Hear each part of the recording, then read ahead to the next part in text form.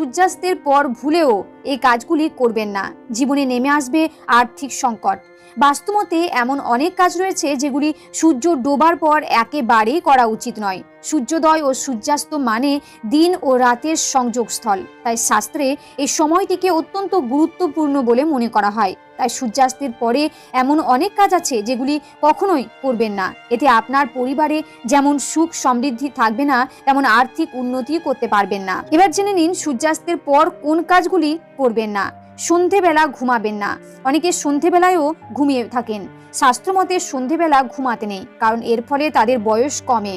পাশাপাশি বাড়িতে নেতিবাচক শক্তির প্রসার ঘটে। আবার ধর্মীয় দৃষ্টিতে মনে করা হয় সন্ধেবেলা লক্ষ্মীর আগমন ঘটে।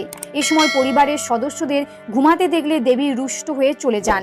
সূর্যাস্তের পর বাড়িতে ঝাঁট দিতে নেই। সূর্যাস্তের পর কখনো বাড়িতে বা উঠোনে ঝাঁট দিতে নেই, কারণ এটি আর্থিক অনটনকে স্বাগত